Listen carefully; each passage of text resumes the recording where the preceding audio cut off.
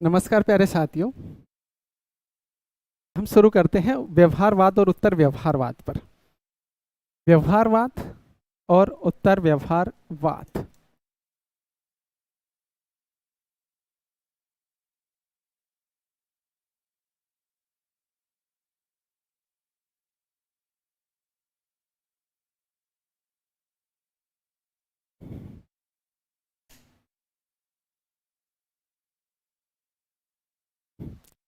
व्यवहारवाद और उत्तर व्यवहारवाद। व्यवहारवाद की हम बात करें तो जो आधुनिक दृष्टिकोण जो शुरू हुआ था उसी से संबंधित व्यवहारवाद है। व्यवहारवाद की विशेषताओं की जब हम बात करेंगे तो लगभग वही विशेषताएं हमें देखने को मिलेंगी जो आधुनिक दृष्टिकोण की विशेषताएं हैं। साथ ही आधुनिक दृष्टिकोण का जहाँ से शुरुआत हुई वहीं से व्यवहारवाद की शुरुआत आपको देखने को मिल जाएगी। तो व्यवहारवाद कुछ आपको अलग देखने को नहीं मिलेगा। ज़्यादातर वही बातें देखने को आपको मिलेंगी जो आधुनिक राजनीति की है। व्यवहारवाद की हम बात करें तो व्यवहारवाद की उत्पत्ति, विकास और अवसान से संबंधित एक ही देश है और वो है संयुक्त राज्य अमेरिका। यानी संयुक्त राज्य अमेरिका में ही व्यवहारवाद का उदय हुआ। USA, United state of India, यही व्यवहारवाद का उदय हुआ, यही व्यवहारवाद का विकास हुआ और यही व्यवहारवाद का अवसान हुआ। यानी व्यवहारवाद एक ऐसा आधुनिक उपागम है। व्यवहारवाद एक आधुनिक उपागम है और ये ऐसा उपागम है जो अमेरिका से बाहर गया ही नहीं। ये अमेरिका तक ही सीमित था। अमेरिका में ही इसका विकास हुआ, अमेरिका में ही इसका जन्म हुआ और अमेरिका में ही ये समाप्त हो गया। और अमेरिका में ही इसके विरोध में उत्तर व्यवहारवाद आ गया। अमेरिका में ही इसके विरोध में उत्तर व्यवहारवाद आ गया। तो इसका पूरा का पूरा जो संबंध है वो संयुक्त राज्य अमेरिका से है। सबसे पहले हम व्यवहारवाद क्या है इसको समझ लेते हैं। व्यवहारवाद का अर्थ,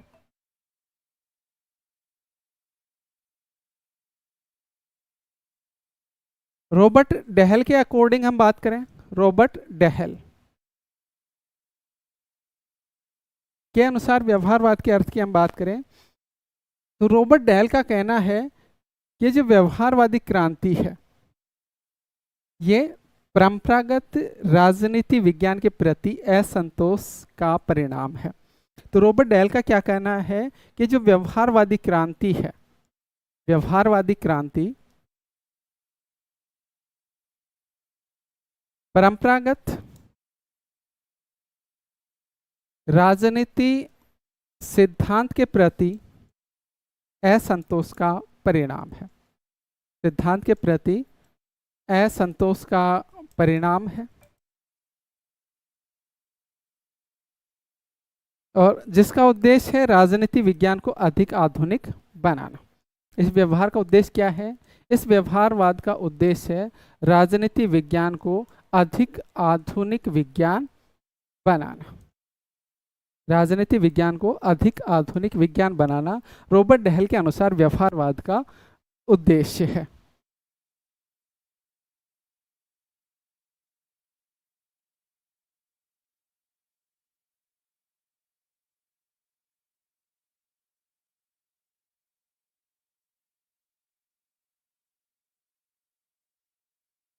रॉबर्ट डेहल के अनुसार व्यवहारवाद का अर्थ समझ में आ गया कि व्यवहारवादी क्रांति है ये परंपरागत जो राजनीति थी, जिसको राजनीतिक दर्शन भी हम कहते हैं, जिसको हम राजनीतिक दर्शन कहते हैं, इस राजनीतिक दर्शन के प्रति जो असंतोष देखने को मिला द्वितीय विश्व युद्ध के दौरान, उसी असंतोष के प्रति परिणाम के रूप में व्यवहारवाद आया। यानी व्यवहार परंपरागत जो राजनीति थी उसमें दर्शन का अध्ययन किया जाता था, जिसका संबंध प्लेटो जैसे विद्वानों से है। ये जो परंपरागत राजनीति थी ये प्रथम विश्व युद्ध हुआ। प्रथम विश्व युद्ध में कुछ प्रयास किए गए कि बाद में ऐसा कोई अन्य विश्व युद्ध ना हो, लेकिन उन प्रयासों के बावजूद भी द्वितीय विश्व युद्ध हो गया।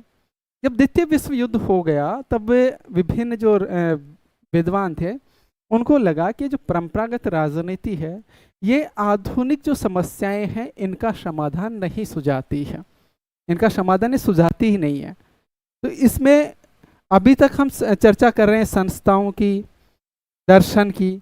अब दर्शन और जो संस्थाओं का अध्ययन है ये आधुनिक राजनीतिक समस्याओं का समाधान नहीं सुझाता है।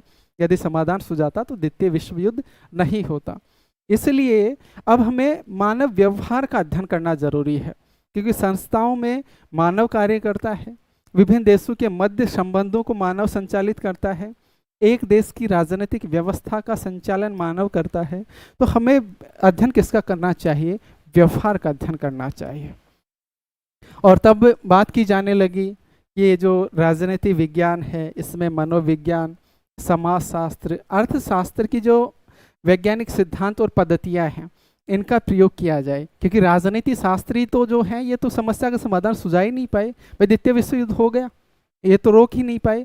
तो अब हमें सहारा लेना चाहिए मनोविज्ञान का, हमें सहारा लेना चाहिए समाजशास्त्र का, हमें सहारा लेना चाहिए अर्थशास्त्र का, यानी अन्य विषयों का सहारा लेकर हमें राजनीतिक समस्याओं का समाधान करना चाहिए।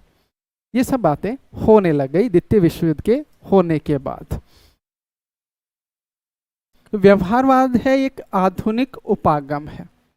एक सीधा सा क्वेश्चन बन सकता है कि व्यवहारवाद क्या है? तो व्यवहारवाद है क्या? एक आधुनिक उपागम है। जिस हम आधुनिक राजनीतिक सिद्धांत की बात करते हैं उस आधुनिक राजनीतिक सिद्धांत का एक उपागम है, अप्रोच है व्यवहारवाद। एक उपागम या अप्रोच है। और इस उपागम की शुरुआत से राजनीति का जो विषय क्षेत्र था इस विषय क्षेत्र में एकदम से क्या आ गया? परिवर्तन आ गया। राजनीति के विषय के क्षेत्र में परिवर्तन आए, और ये जो परिवर्तन आए इन्हीं को क्या कहा जाता है? इन्हीं को कहा जाता है व्यवहारवादी क्रांति। व्यवहारवादी क्रांति इन्हीं को कहा जाता है। जैसे परिवर्तनों की हम बात करें तो पहले अध्ययन किया जाता था किसका? संस्थाओं का। व्यवहारवाद में अध्ययन किसके किया जाने लगा? मानव व्यवहार का। पहले अध्ययन किया जाता था औपचारिक। व्यवहारवाद में अध्ययन कैसा होने लगा? औपचारिक के साथ साथ अनौपचारिक, औपचारिक के साथ साथ अनौपचारिक। साथ ही मानव व्यवहार को जो प्रभावित करने वाले समाजशास्त्रीय तत्व हैं, मानव व्यवहार को प्रभावित करने वाले जो समाजशास्त्रीय तत्व हैं, राजनीतिक और गैर राजनीतिक जो तत्व हैं उनका भी इसमें प्रयोग होने लगा, उसका प्रयोग भी इसमें होने लगा।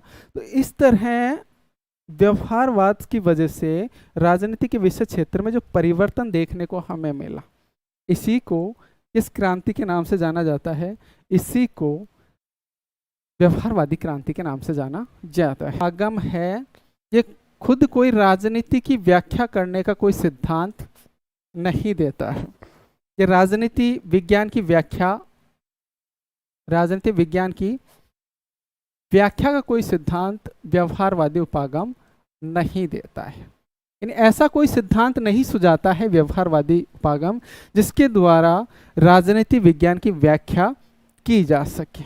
ये तो केवल राजनीति विज्ञान के अध्ययन का ढांचा प्रस्तुत करता है, कोई सिद्धांत नहीं देता है, कोई पद्धति नहीं देता है, बल्कि क्या देता है? राजनीति विज्ञान के अध्ययन का ढांचा, राजनीति विज्ञान के अध्ययन का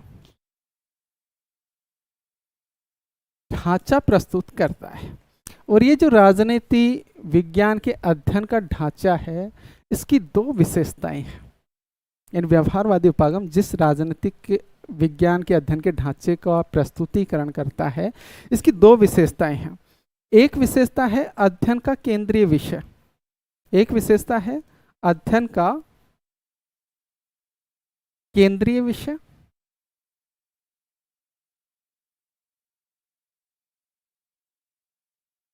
अध्ययन का केंद्रीय विषय। और दूसरी इसकी विशेषता है अध्ययन की पद्धति, अध्ययन की पद्धति। अध्ययन का केंद्रीय विषय और अध्ययन की पद्धति।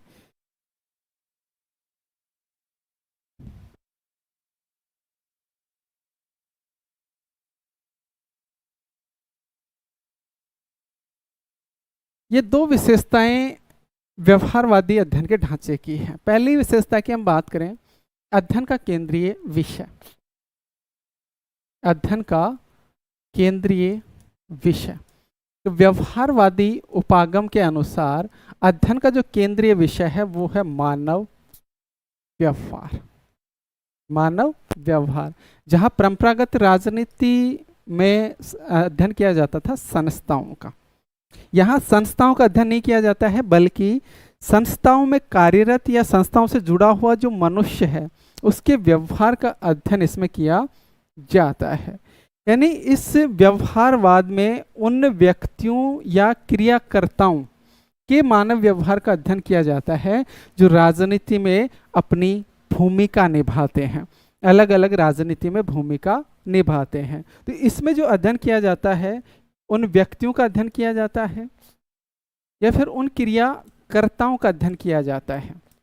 उन क्रियाकर्ताओं का अध्ययन किया जाता है जो राजनीति में, या यथार्थ राजनीति शब्द हम उपयोग करें वो ज़्यादा बेस्ट रहेगा, यथार्थ राजनीति में अलग अलग तरह की भूमिका निभाते हैं। जैसे विधायक है, कानून बनाने के क्षेत्र में भूमिका निभाएगा। न्यायाधीश है, न्याय को लागू करने के क्षेत्र में भूमिका निभाएगा।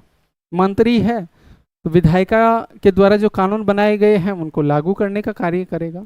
तो इस तरह जो अलग अलग भूमिका निभाने वाले व्यक्ति या क्रियाकर्ताओं हैं उनके व्यवहार का अध्ययन इसमें किया जाता है। साथ ही इनका जो राजनीतिक व्यवहार है, इस राजनीतिक व्यवहार को प्रभावित करने वाले सामाजिक तत्वों का अध्ययन भी किया जाता है। राजनीतिक व्यवहार को प्रभावित करने वाले सामाजिक तत्वों का अध्ययन भी व्यवहारवाद के अंतर्गत किया जाता है। सामाजिक तत्वों की हम बात करें तो जैसे लिंग, भाषा, धर्म, क्षेत्र, संस्कृति, वर्ग, आर्थिक असमानता, कई कारण इसमें शामिल हो जाएंगे। यानी एक व्यक्ति के राजनीतिक व्यवहार को प्रभावित करने वाले राजनीतिक कारकों के साथ साथ गैर जो राजनीतिक कारक हैं या जो सामाजिक कारक हैं जो राजनीतिक व्यवहार को प्रभावित करते हैं उनका अध्ययन भी व्यवहारवाद के अंतर्गत किया जाता है। यानी ये जो व्यवहारवाद है इसमें हम न्यायपालिका,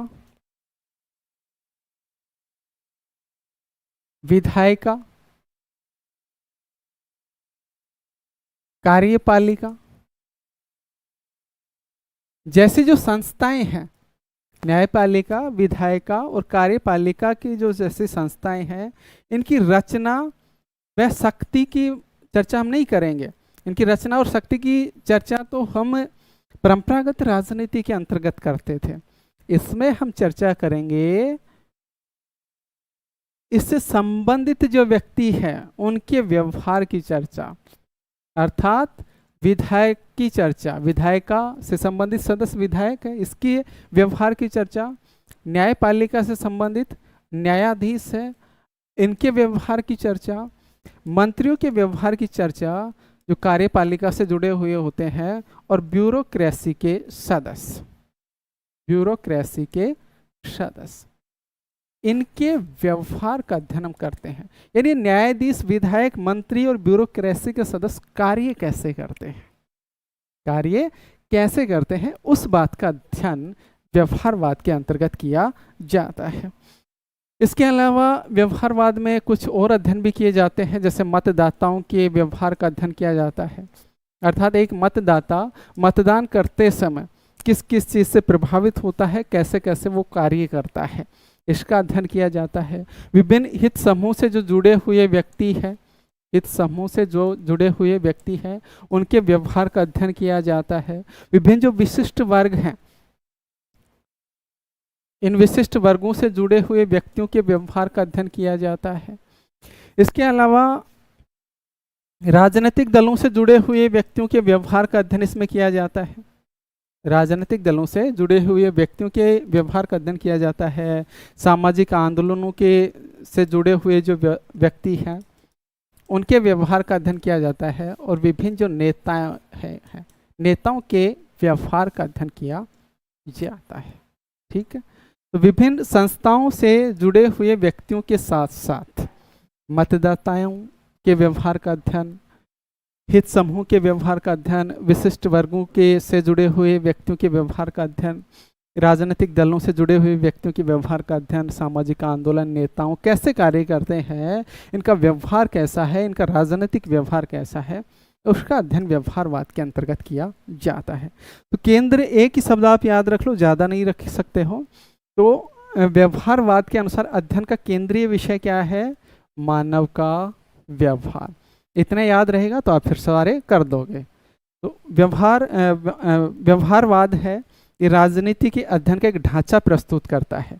राजनीति विज्ञान की कोई व्याख्या नहीं प्रस्तुत करता कि राजनीति विज्ञान क्या है, कैसा है, ये व्याख्या प्रस्तुत नहीं करता है, बल्कि राजनीति का अध्ययन कैसे किया जाए इसका ढांचा प्रस्तुत करता है। और ढांचे में दो बातें प्रस्तुत करता है। अध्ययन का केंद्रीय विषय है मानव व्यवहार, और दूसरा है अध्ययन की पद्धति। ढांचे की दूसरी विशेषता है अध्ययन की पद्धति। अब इस पे हम ज़्यादा चर्चा ना भी करें तो काम चल जाएगा। यानी अध्ययन की पद्धति वही है जो एक आधुनिक राजनीतिक सिद्धांत की थी। यानी आधुनिक राजनीतिक सिद्धांत में जिन जिन अध्ययन पद्धतियों की हमने बात की थी, वो सारी अध्ययन पद्धति यहाँ हम रख सकते हैं, यहाँ शामिल कर सकते हैं। जैसे कि अंतर अनुशासनात्मक दृष्टिकोण, अंतर अनुशासनात्मक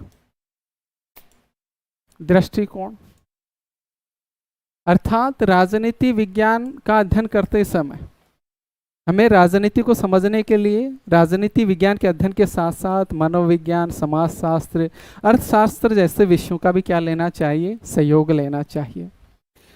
मूल्य निरपेक्ष अध्ययन, मूल्य निरपेक्ष अध्ययन यानी व्यवहारवाद के अंतर्गत मूल्यों का, कल्पनाओं का कोई स्थान नहीं होता है। मूल्यों का, कल्पनाओं का कोई स्थान नहीं होता है, तो मूल्य निरपेक्ष अध्ययन होता है।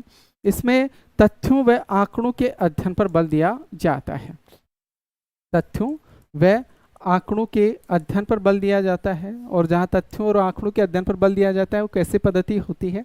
वो वैज्ञानिक पद्धति होती है। कैसी पद्धति होती है? वो वैज्ञानिक पद्धति होती है। अर्थात वैज्ञानिक पद्धति का अध्ययन इसमें किया जाता है। बात समझ में आ गई कि तथ्यों आंकड़ों के अध्ययन के साथ साथ इसमें वैज्ञानिक पद्धति का अध्ययन किया जाता है।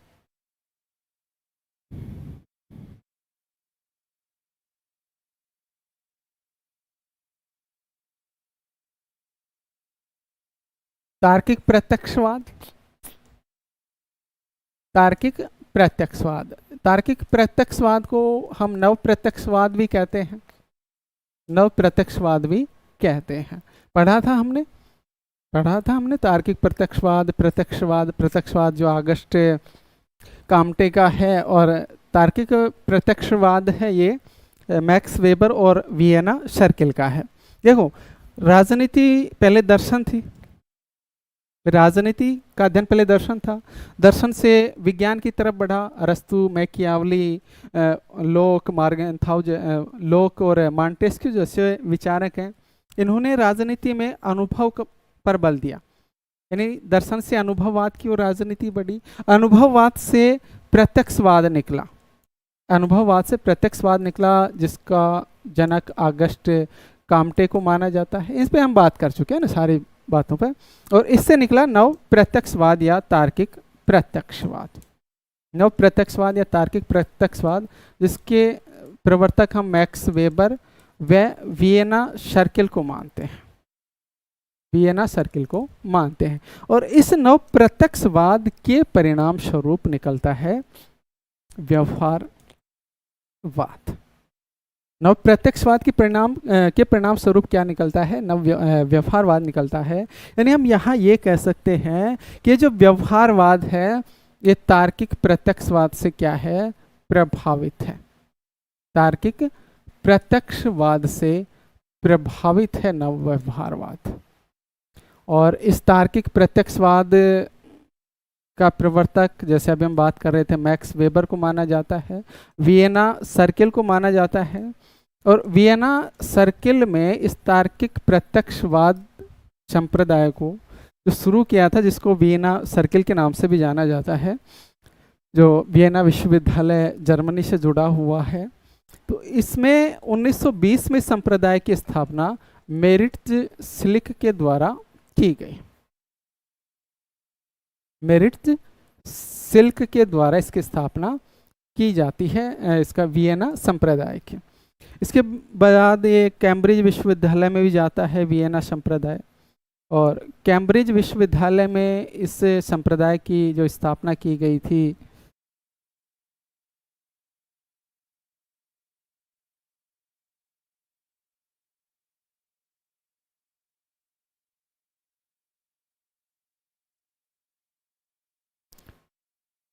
यहाँ इसकी स्थापना की लुडविक विट्जेस्टाइन के द्वारा। लुडविक विट्जेस्टाइन के द्वारा, टाइन के द्वारा।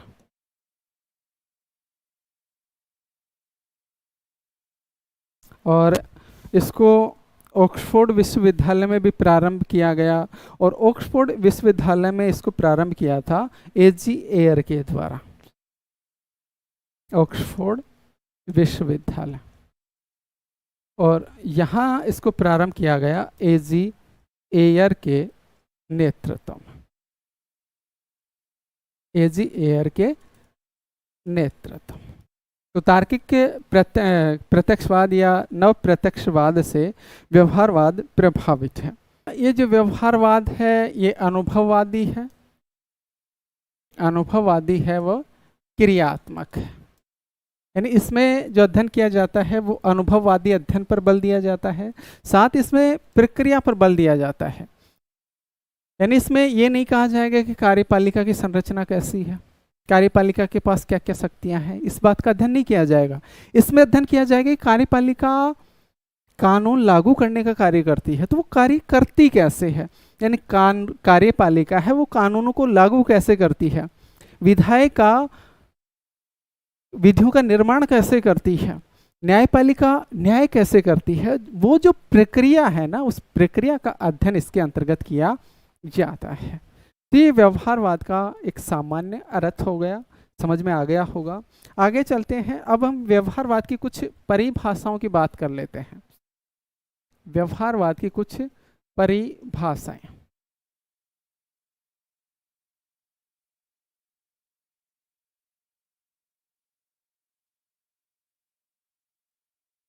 सबसे पहले हम ले लेते हैं डेविड ट्रूमैन।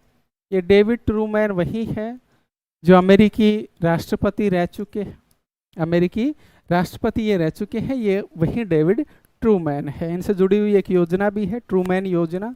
इसका भी हम अंतर्राष्ट्रीय राजनीति के अंतर्गत अध्ययन करते हैं, जो राज्यों के कल्याण के लिए चलाई गई एक योजना थी। तो डेविड ट्रूमैन ने कहा है कि व्यवहारवादी उपागम से अभिप्राय, व्यवहारवादी उपागम से अभिप्राय है कि अनुसंधान व्यवस्थित हो, है कि अनुसंधान व्यवस्थित हो, और इसका मुख्य आग्रह है, और इसका मुख्य आग्रह है आनुभाविक प्रणाली का प्रयोग। आनुभाविक प्रणाली का प्रयोग।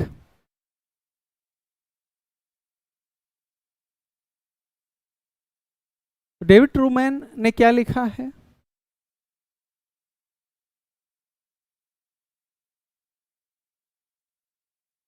डेविड ट्रूमैन ने लिखा है कि व्यवहारवादी उपागम से अभिप्राय है कि अनुसंधान कैसा होना चाहिए, व्यवस्थित होना चाहिए। इन राजनीतिक विज्ञान में अनुसंधान यानी खोज है वो व्यवस्थित हो, क्रमबद्ध हो। साथ ही इसका मुख्य आग्रह अर्थात व्यवहारवाद उपागम का जो मुख्य आग्रह है वो है आनुभाविक प्रणाली का प्रयोग, यानी अध्ययन में आनुभाविक पद्धति का या आनुभाविक प्रणाली का प्रयोग किया जाए, तथ्यों और आंकड़ों का अध्ययन किया जाए, यानी जो है उसी का अध्ययन, यानी यथार्थ का अध्ययन, यथार्थ का अध्ययन। अगली परिभाषा हम ले लेते हैं हिंज युलाओ की। ये भी एक प्रमुख व्यवहारवादी है, अमेरिकी व्यवहारवादी है, प्रमुख अमेरिकी व्यवहारवादी है हिंज युलाओ। इन्होंने लिखा है राजनीतिक व्यवहार का संबंध, राजनीतिक व्यवहार का संबंध राजनीतिक संदर्भ में मानव के कार्यों,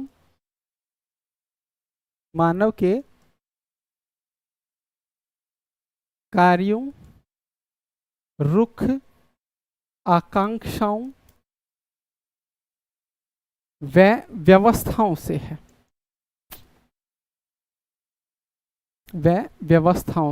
है, तो हिंज उलाओ ने क्या कहा कि राजनीतिक जो व्यवहार है इसका संबंध राजनीति के संदर्भ में मानव के कार्यों से है, मानव का रुख यानी मूड क्या है, मानव का मूड या रुख क्या है उससे है, मानव की आकांक्षाएं क्या है उसके अध्ययन से है, और मानव की वरीयताओं से है। यानी मनुष्य किसको वरीयता देता है, इसको सही कर लेना, वरीयता, तो मानव की वरीयताओं से है। 4 कार्यों से बता देता है, मानव के कार्य, मानव का रुख यानी मूड, मानव की आकांक्षाएं यानी मानव चाहता क्या है, मानव की वरीयताएं यानी मानव किस विभिन्न जो विकल्प हैं उनमें से किसको वरीयता प्रदान करता है। ये किसके अनुसार हो गया, ये एक प्रमुख व्यवहारवादी है हिंज उलाओ, इनके अनुसार।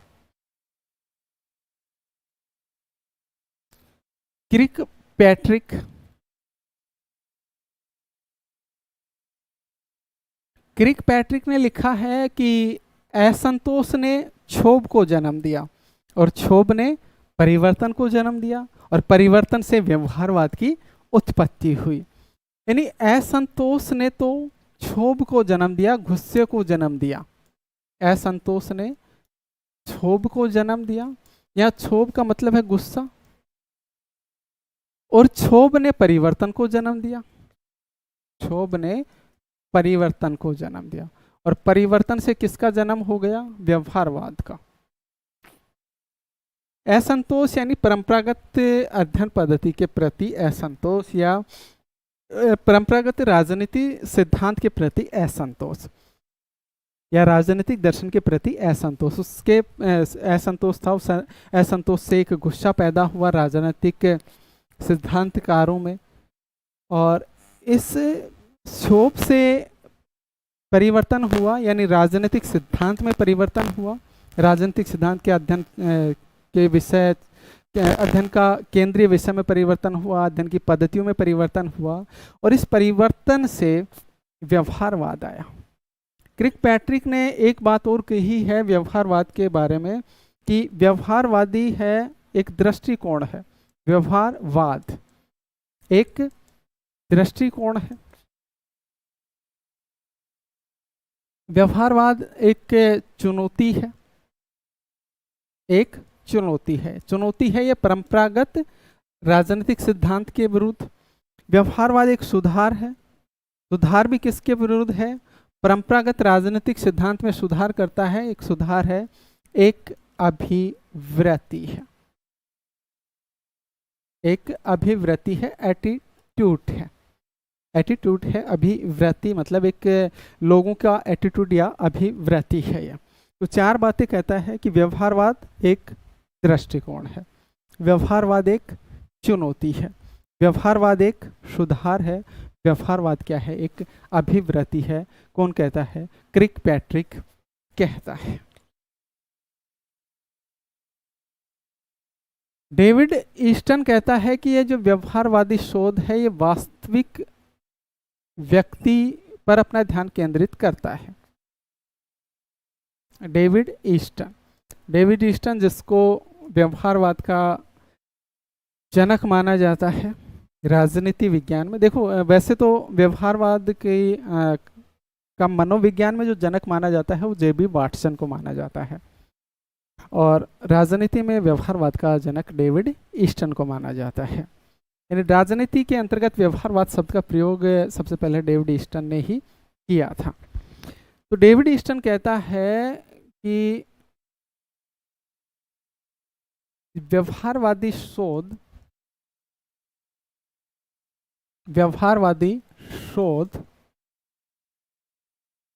वास्तविक व्यक्ति का अध्ययन करता है।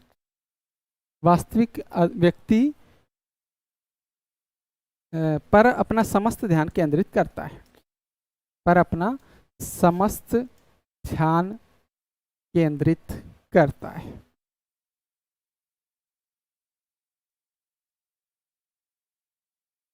और आगे कहता है कि ये जो व्यवहारवाद है ये ऐसे मनुष्य के व्यवहार का अध्ययन करता है जिसका अन्य व्यक्ति पर्यवेक्षण कर सके, परीक्षण कर सके, सत्यापन कर सके। डेविड ईस्टन ही ने ही कहा है, डेविड ईस्टन ने ही कहा है कि व्यवहारवाद है एक बौद्धिक पद्धति है और शैक्षिक आंदोलन है।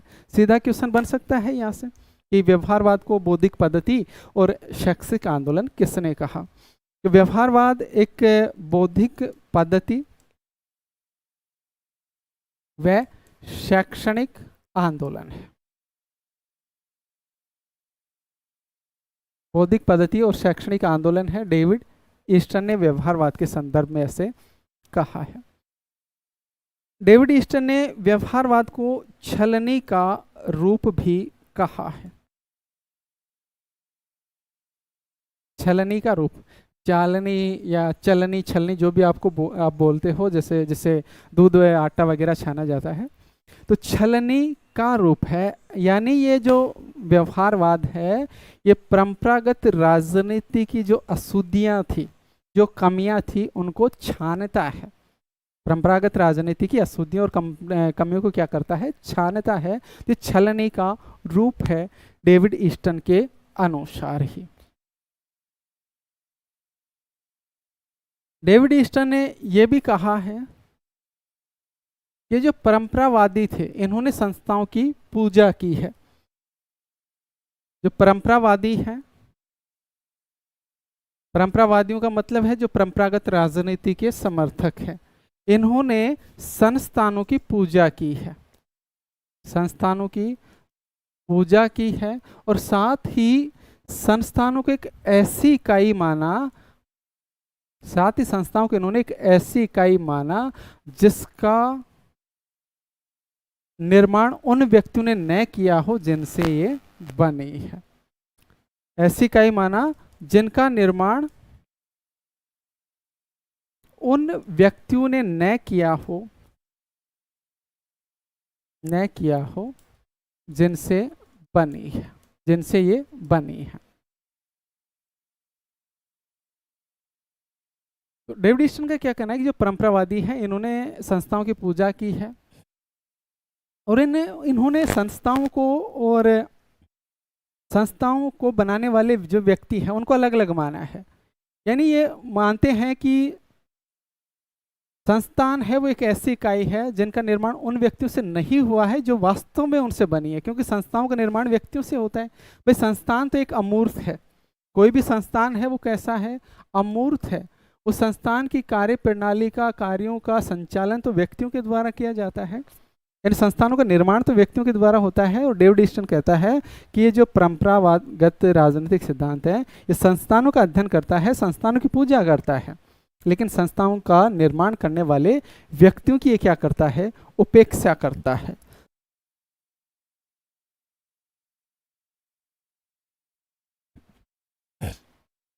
वही रॉबर्ट डेहल,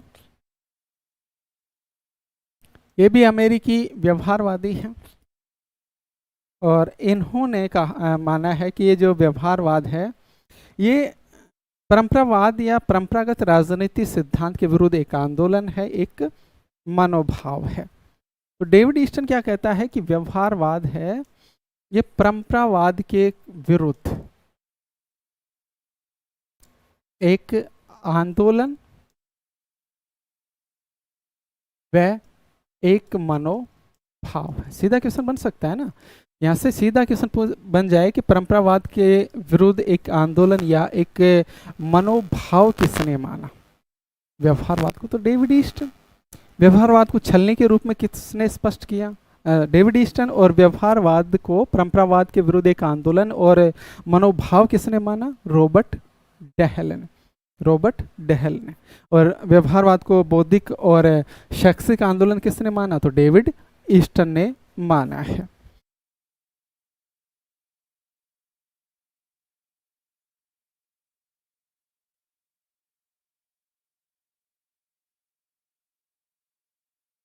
जब डेविड ईस्टन से ये कहा गया कि एक व्यवहारवाद की एक स्पष्ट परिभाषा क्या हो सकती है, तो डेविड ईस्टन कहता है कि व्यवहारवाद की कोई स्पष्ट परिभाषा नहीं है, बल्कि इसके अनेक परिभाषाएं हैं।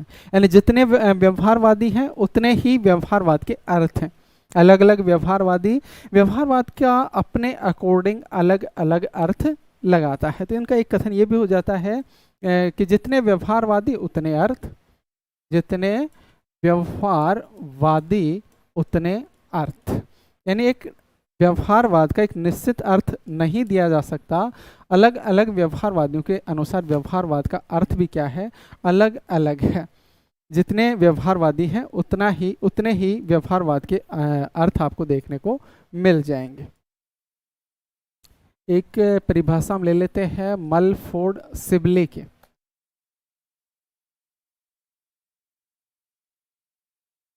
मलफोर्ड सिबली, और इन्होंने व्यवहारवाद की परिभाषा दी है कि व्यवहारवाद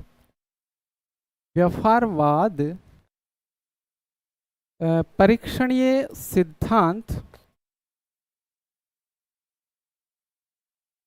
सिद्धांत व उनकी सत्यापन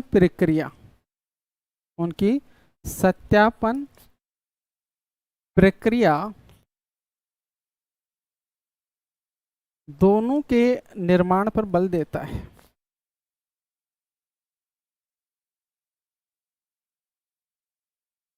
दोनों के निर्माण पर बल देता है। व्यवहारवाद है परीक्षणीय सिद्धांतों के निर्माण पर बल देता है। ऐसे सिद्धांत जिनका परीक्षण किया जा सके, जिनको जांचा जा सके, जिनको सत्यापित किया जा सके, जिनकी पुष्टि की जा सके, और साथ ही इनके सत्यापन की प्रक्रिया क्या होगी, इसके निर्माण पर बल देता है सिबले के अनुसार। तो ये व्यवहारवाद की कुछ परिभाषाएं हो गई। अब परिभाषा के बाद हम रॉबर्ट डहल के अनुसार व्यवहारवाद को ले लेते हैं। यानी रॉबर्ट डहल ने व्यवहारवाद को किस तरह परिभाषित किया है? रॉबर्ट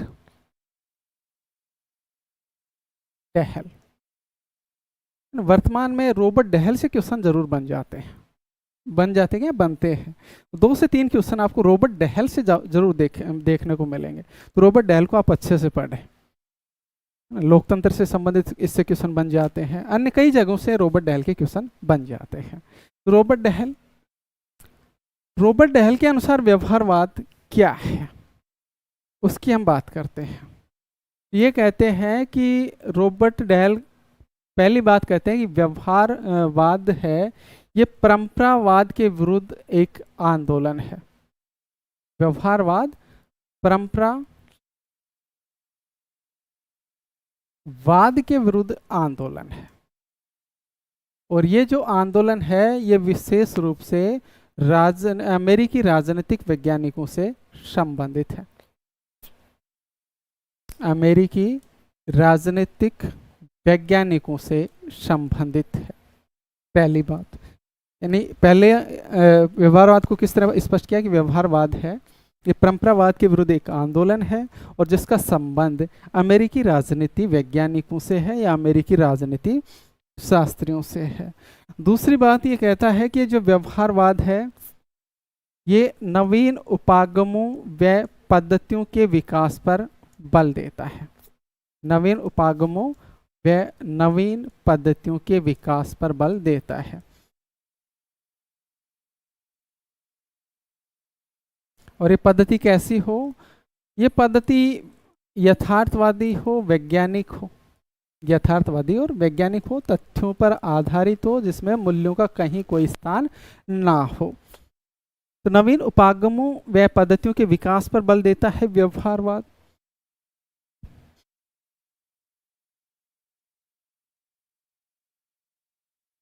अगली बात ये कहते हैं कि व्यवहारवाद का जो उद्देश्य है, व्यवहारवाद का उद्देश्य है राजनीति अध्ययन को आधुनिक मनोविज्ञान, समाजशास्त्र और अर्थशास्त्र की तकनीकों व सिद्धांतों के निकट लाना। तो व्यवहारवाद का उद्देश्य है राजनीति अध्ययन को, राजनीति अध्ययन को आधुनिक मनोविज्ञान, समाजशास्त्र, अर्थशास्त्र की तकनीकों के निकट लाना, की तकनीकों व सिद्धांतों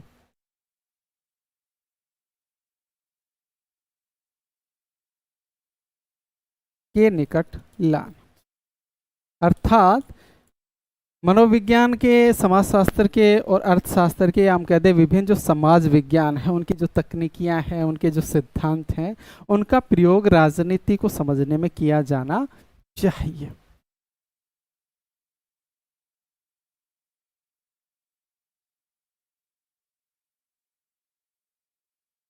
आगे कहते हैं कि जो व्यवहारवाद है एक ऐसा आंदोलन है, व्यवहारवाद एक ऐसा आंदोलन है जो आनुभविक तथ्यों को अधिक वैज्ञानिकता प्रदान करता है, आनुभविक तथ्यों को अधिक वैज्ञानिकता प्रदान करता है।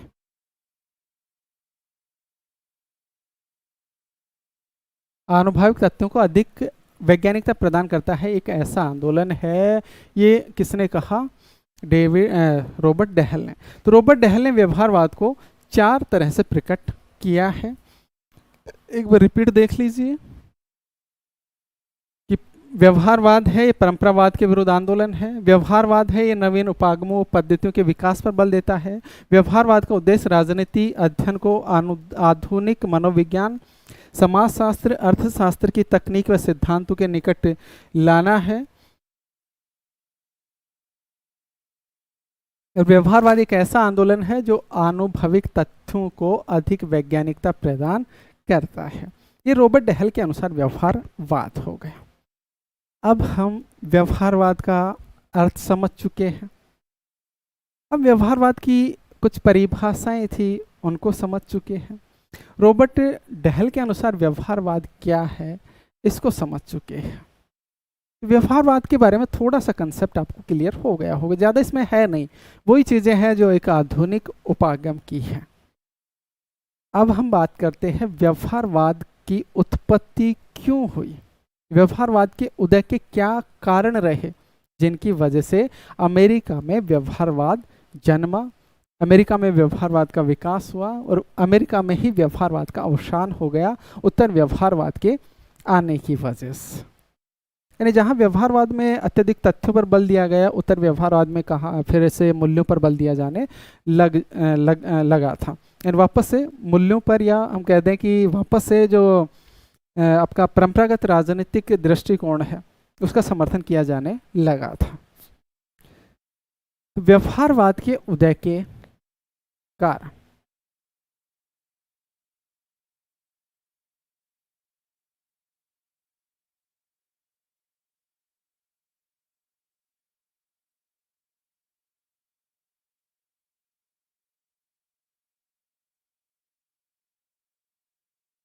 देखो, हम ऐतिहासिक दृष्टि से बात करें, ऐतिहासिक दृष्टिकोण से हम बात करें या दृष्टि से हम बात करें तो व्यवहारवाद की कुछ मान्यताओं के जो अंश हैं वो अरस्तु, मैकियावली, मॉन्टेस्क्यू जैसे विचारकों की रचनाओं में भी मिल जाते हैं। लेकिन ध्यान रखें कि ये अरस्तु, जॉन लॉक, मॉन्टेस्क्यू, मैकियावली व्यवहारवादी नहीं है, ये है अनुभववादी, ये अनुभववादी है, व्यवहारवादी नहीं है। जैसे कि अभी हमने थोड़ी देर पहले बात की थी कि दर्शन से अनुभववाद चेंज हुआ, अनुभववाद से पैदा हुआ प्रत्यक्षवाद, और प्रत्यक्षवाद की वजह से तार्किक प्रत्यक्षवाद आया, और तार्किक प्रत्यक्षवाद से प्रेरणा लेकर व्यवहारवाद आया। इस तरह एक प्रोसेस है। तो कुछ मान्यताएं मिल जाती हैं अरस्तु के विचारों में, लोक के विचारों में, मैकियावली के विचारों में, मॉन्टेस्क्यू के विचारों में। यानी इन्होंने मानव का व्यवहार कैसा है, मानव का स्वभाव कैसा है, आदि चीज़ों पर बातें अरस्तु, मैकियावली जैसे विचारकों ने की है। तो ऐतिहासिक दृष्टि से व्यवहारवाद की मान्यताओं के कुछ अंश, व्यवहारवाद की कुछ मान्यताएं लिख दें या कुछ अंश लिख दें, अरस्तु के विचारों में मिल जाता है, मैकियावली के विचारों में मिल जाती है, मॉन्टेस्क्यू के विचारों में मिल जाती है, जॉन लोक के विचारों में मिल जाती है। लेकिन ध्यान रखें, ये व्यवहारवादी नहीं है, बल्कि ये अनुभववादी विचारक इनको माना जाता है, इनको अनुभववादी विचारक माना जाता है। और ये जो जॉन लोक हैं, इनको अनुभववाद का आधुनिक जनक भी कहा जाता है। तो अनुभववाद का आधुनिक पिता या जनक।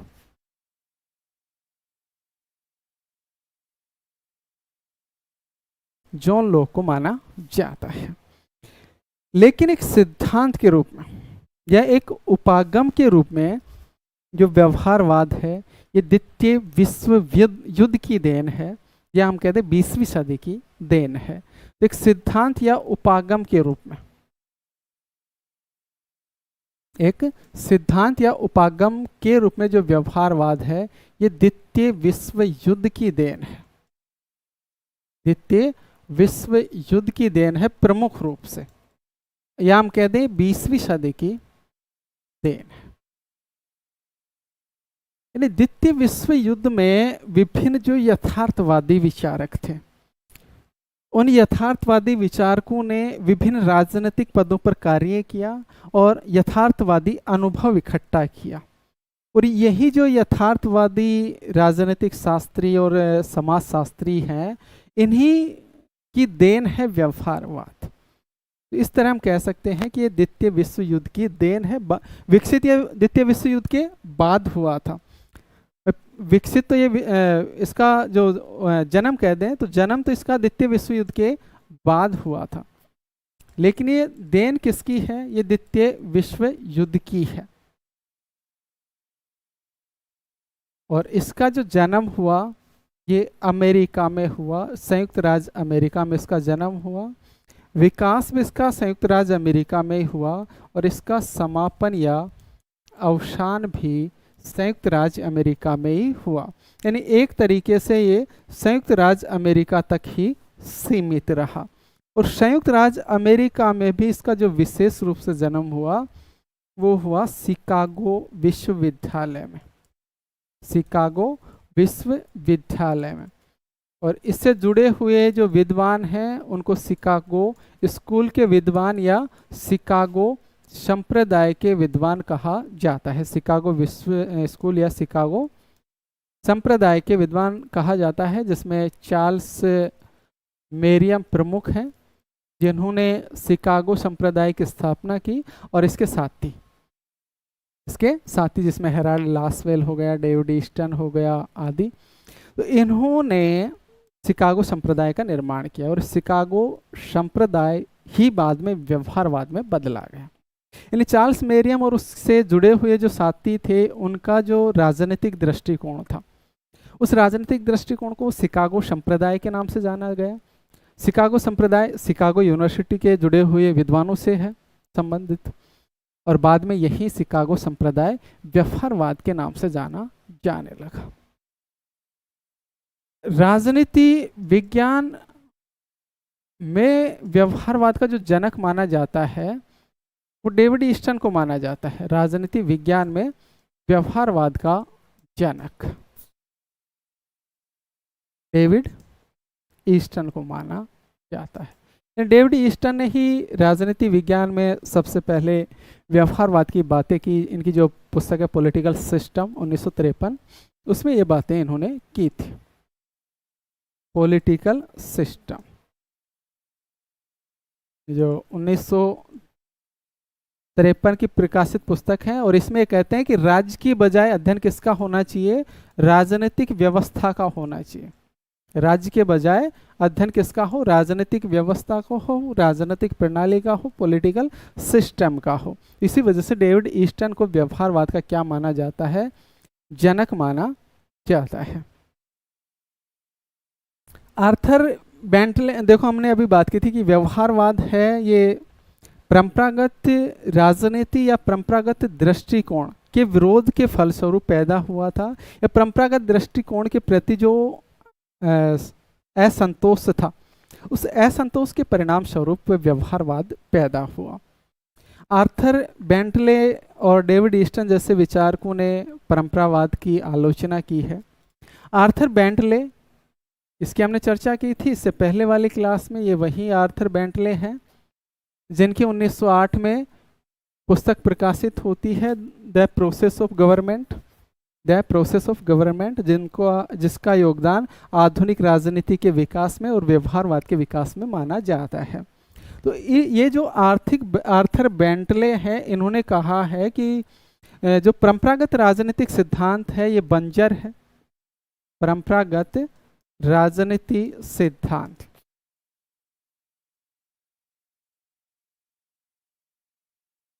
बंजर है, स्थैतिक है, औपचारिक पूर्ण है, एक बंध्या है, बंध्या जिसको हम बांझ बोलते हैं, बांझ या बंध्या है, और इसके अलावा ये प्राणहीन है, प्राणहीन है। तो आर्थर बेंटले ने परंपरागत राजनीतिक सिद्धांत की आलोचना करते हुए कहा कि परंपरागत जो राजनीतिक सिद्धांत है ये बंजर है अर्थात अनुपजाऊ है, स्थैतिक है अर्थात गतिहीन है, ये बनी बनाई व्यवस्था को बनाए रखना चाहता है, उसमें परिवर्तन नहीं चाहता है, औपचारिकता पूर्ण है अर्थात इसमें केवल औपचारिक अध्ययन किया जाता है, बंध्या है यानी एक बांझ है, प्राणहीन है। इसी तरह डेविड ईस्टन ने भी परंपरागत दृष्टिकोण की आलोचना की, और परंपरागत दृष्टिकोण की आलोचना करते हुए डेविड ईस्टन ने कहा कि परंपरावाद है एक ऐसी पुरातन पंथी धारा है जो सामाजिक अंधेपन को जन्म देती है। परंपरावाद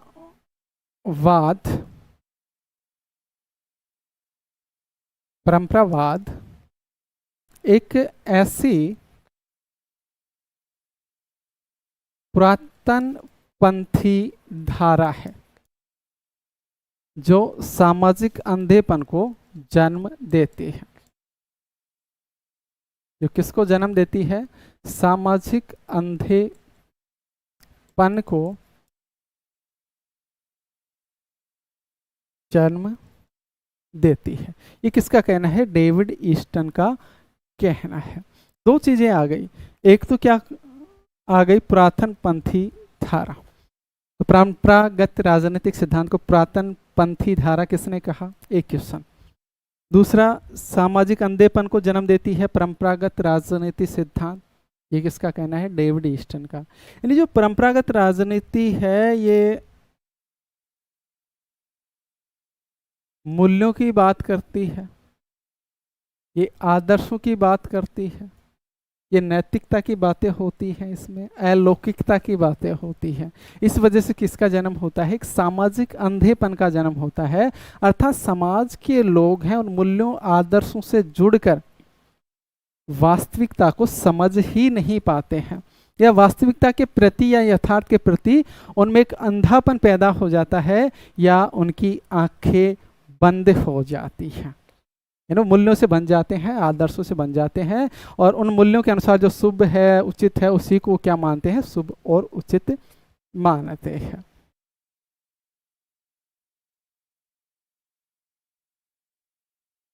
रॉबर्ट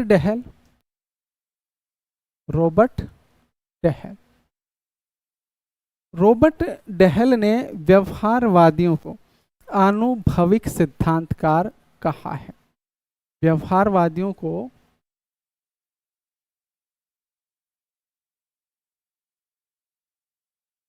आनुभविक सिद्धांतकार। और वही जो नव परंपरावादी है, कल इससे पहले वाली क्लास में हमने बात की थी नव परंपरावादियों की, लियो स्ट्रास, वोगेलिन, बकले, और ये आपका जुवेनेल, मैटलैंड वगैरह। ये जो नव परंपरावादी हैं, इनको इन्होंने कहा है परानुभववादी सिद्धांतकार। परानुभववादी सिद्धांतकार। अब यहां से क्वेश्चन बन सकता है कि राजनीति शास्त्रियों को दो भागों में किस विद्वान ने बांटा? रॉबर्ट डहल ने बांटा। किस किस में बांटा? आनुभाविक सिद्धांतकार और परानुभववादी सिद्धांतकार। आनुभाविक सिद्धांतकार व्यवहारवादियों को कहा और परानुभववादी सिद्धांतकार किसको कहा? नव परंपरावादियों को कहा, जैसे कि लियो स्ट्रास, क्या बोलते हैं, जुवेनेल, मैटलैंड, बकले आदि, वोगेलिन हो गया आदि इसमें आ जाएंगे।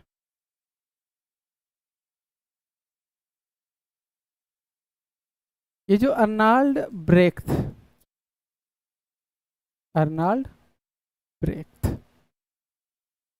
इन्होंने ये जो नव परंपरावादी हैं, माइकल ओक्सफोर्ड, लियो स्ट्रास आदि, इनको व्यावसायिक भगोड़े की संज्ञा दी है। तो अर्नाल्ड ब्रेख्त ने लियो स्ट्रास, माइकल ओक्सफोर्ड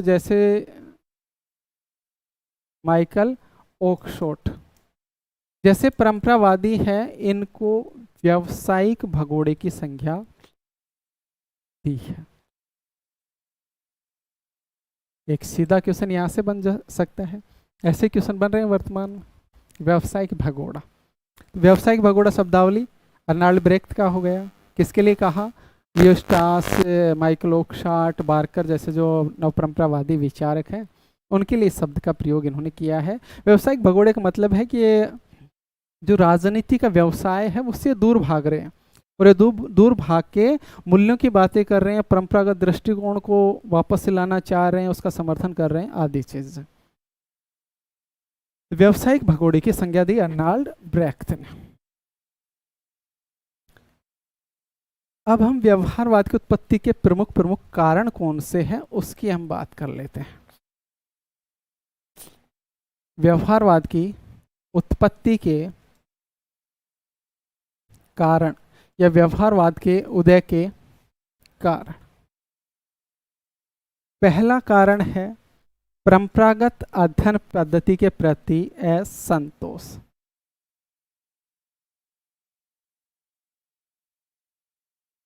अध्ययन पद्धति के प्रति असंतोष।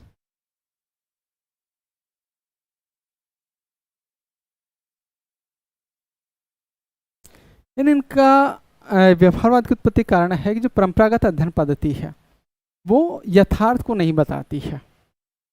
वर्तमान की जो समस्याएं हैं, यथार्थ की जो समस्याएं हैं या जो वास्तविक समस्याएं हैं, उन पे बात करती ही नहीं है, बल्कि कल्पनाओं पर बात करती है। प्लेटो कहता है कि आदर्श राज्य, अब वो आदर्श राज्य क्या आज के दिन कुछ काम का है? भाई क्यों पढ़ रहे हैं उसको? उसके पढ़ने से क्या कोई वर्तमान की समस्या सुलझ रही है? क्या वर्तमान की जो समस्या आई, जैसे कि तत्काल उस समय की ही बात कर लें, व्यवहारवाद के समय की, प्रथम विश्व युद्ध हुआ, द्वितीय विश्व युद्ध हुआ, क्या इनको रोकने में सफल हो पाया? क्या जो प्रथम विश्व युद्ध और द्वितीय विश्व युद्ध जिन समस्याओं की वजह से, जिन कारणों की वजह से हुआ, क्या उनका समाधान दिया? नहीं दिया।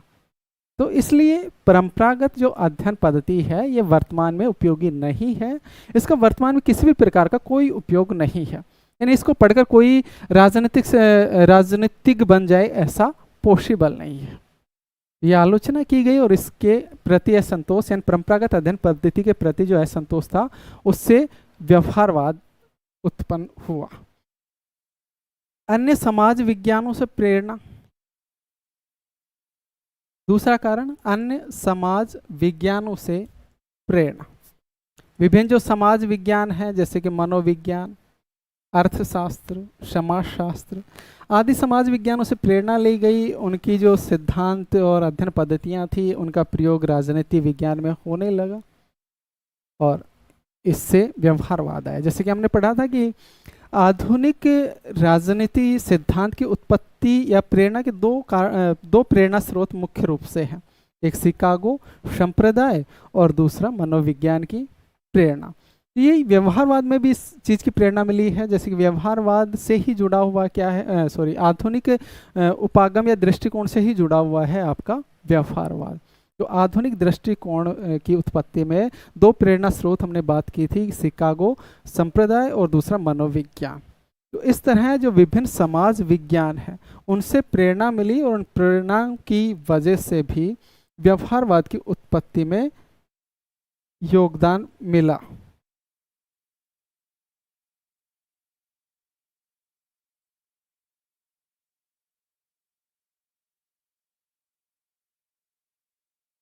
तीसरा, पूंजीवाद के खिलाफ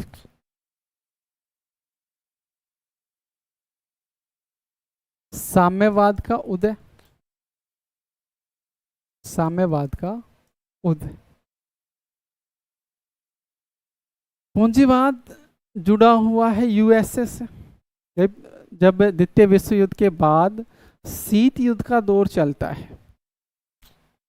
इस शीत युद्ध में पूरा जो विश्व था, वर्ल्ड था, ये दो भागों में बढ़ चुका था। एक पूंजीवाद और दूसरा साम्यवाद। पूंजीवाद का नेतृत्व करता यूएसए था, संयुक्त राज्य America, United state of America. और साम्यवाद का नेतृत्व करता यूएसएसआर था, सोवियत संघ रूस। सोवियत संघ रूस।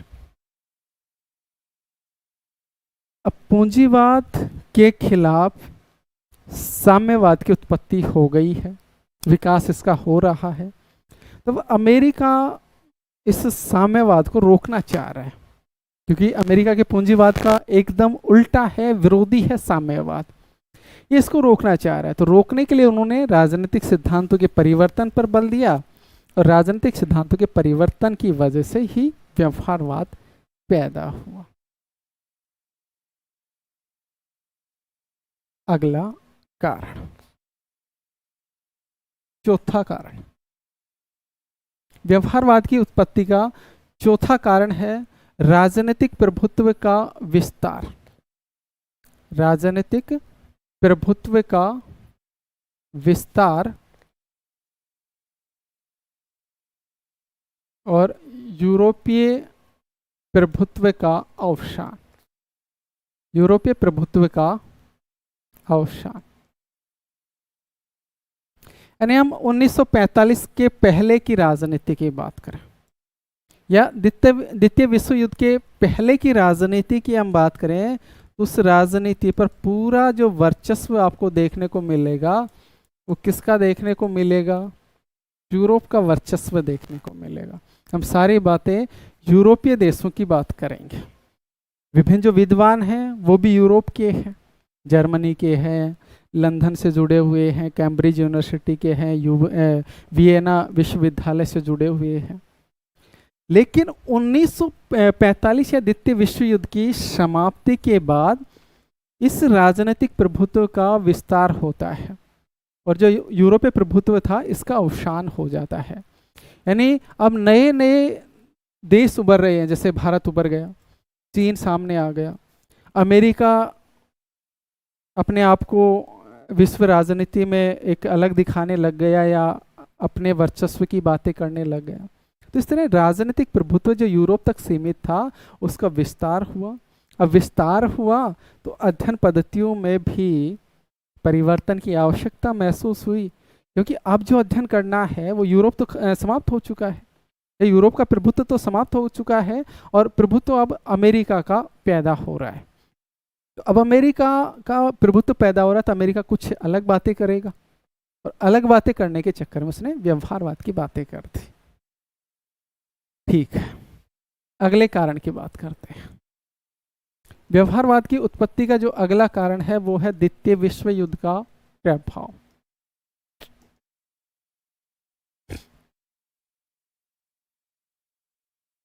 प्रथम विश्व युद्ध हुआ। प्रथम विश्व युद्ध की स्थापना की समाप्ति के बाद राजनीतिक वैज्ञानिकों ने यह प्रयास किया कि अब भविष्य में ऐसा युद्ध नहीं होना चाहिए, लीग ऑफ नेशंस की स्थापना कर दी। लेकिन फिर द्वितीय विश्व युद्ध भी हो गया, और द्वितीय विश्व युद्ध के दौरान ये देखा गया कि जो परंपरागत राजनीतिक सिद्धांत है ये द्वितीय विश्व युद्ध को रोकने में असफल रहा। यूएन जैसे जो लीग ऑफ नेशंस जैसे जो अंतर्राष्ट्रीय संगठन हैं ये द्वितीय विश्व युद्ध को रोक ही नहीं पाए। इसलिए परंपरागत राजनीति सिद्धांत में परिवर्तन की आवश्यकता है और इस वजह से व्यवहारवाद की उत्पत्ति हुई।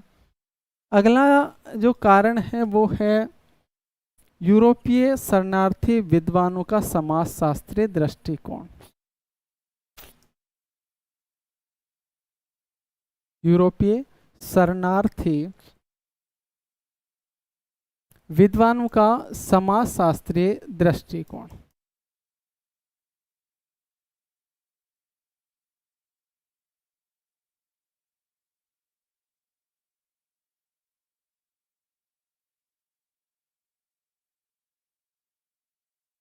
देखो, द्वितीय विश्व युद्ध के से पहले या द्वितीय विश्व युद्ध के दौरान अनेक जो यूरोपीय विद्वान थे वो अपनी मृत्यु के भय से यूरोप को छोड़ दिया और अमेरिका चले गए। और इसमें भी विशेष रूप से जो जर्मनी के विद्वान थे, जर्मनी के जो राजनीति शास्त्री थे, ये जर्मनी के राजनीति शास्त्री अमेरिका जर्मनी से भागे हिटलर के डर से और अमेरिका चले गए। जैसे कि इनमें कुछ उदाहरणों की बात करें, जैसे मार्गेंथो, आपका हन्ना आरेंट हो गया आदि। मार्गेंथो, हन्ना आरेंट जैसे विद्वान थे अमेरिका भागे।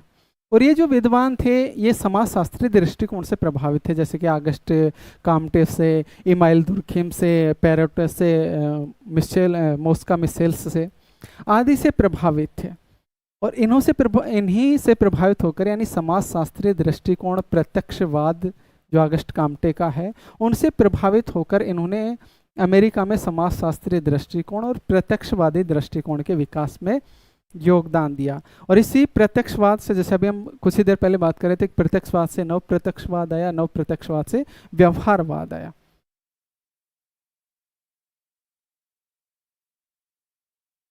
प्रत्यक्षवाद से नव प्रत्यक्षवाद, नव प्रत्यक्षवाद से व्यवहारवाद आया।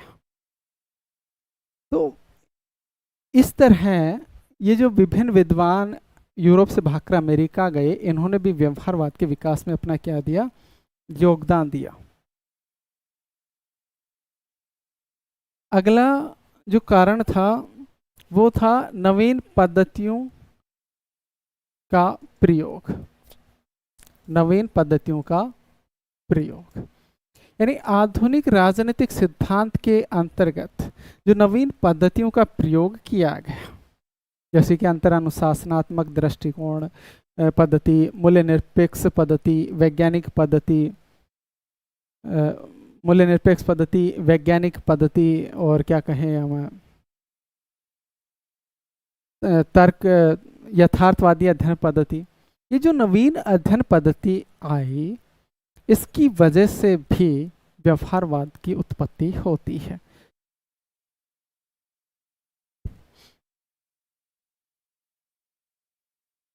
अगला जो कारण है वो है द्वितीय विश्व युद्ध के बाद वैश्विक घटना में परिवर्तन देखने को मिला, और वो परिवर्तन था एशिया, अफ्रीका, लैटिन अमेरिका में नवोदित देश या नव स्वतंत्र देश। Asia, Africa, Latin America.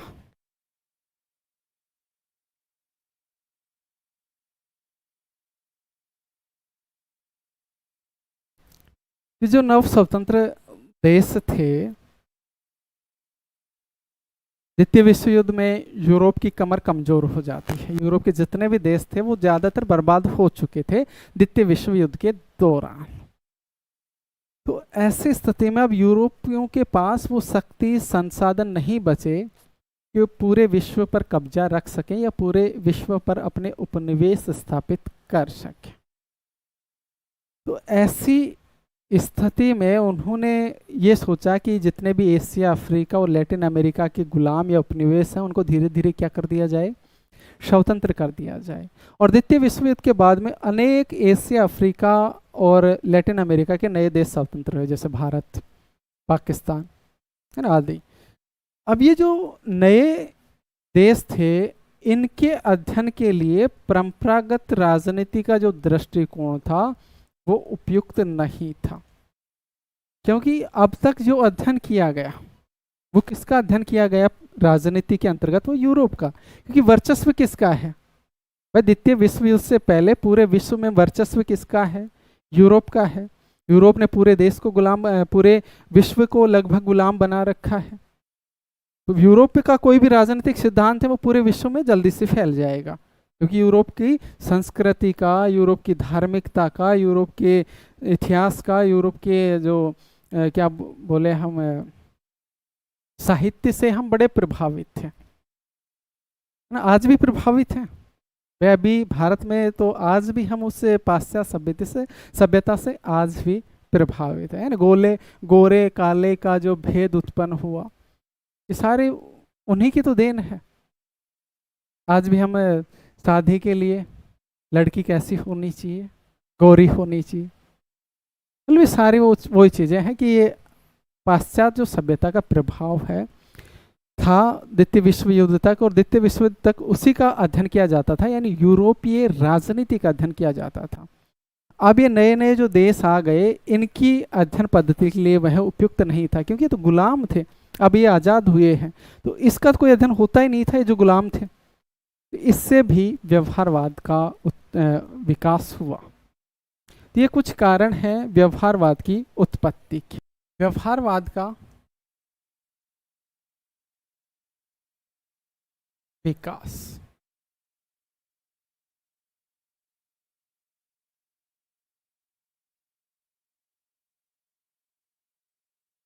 व्यवहारवाद की जो उत्पत्ति हुई द्वितीय विश्व युद्ध के बाद हुई, और द्वितीय विश्व युद्ध के बाद ही व्यवहारवाद का क्या हुआ, विकास हुआ। और इसकी उत्पत्ति विकास के बारे में हम पढ़ चुके हैं कि ये अमेरिका में हुई है। व्यवहारवाद का जो विकास हुआ, इस विकास में दो सहायक तत्व रहे। व्यवहारवाद के विकास या जन्म में दो सहायक तत्व रहे, और ये दो सहायक तत्व की बात करें तो एक सहायक तत्व जो था व्यवहारवाद की उत्पत्ति में, वो था द्वितीय विश्व युद्ध के पहले का अनुभववाद। युद्ध के पहले का अनुभववाद, और दूसरा था द्वितीय विश्व युद्ध के दौरान राजनीति शास्त्रियों के यथार्थवादी अनुभव। द्वितीय विश्व युद्ध के बाद राजनीति शास्त्रियों के यथार्थवादी अनुभव।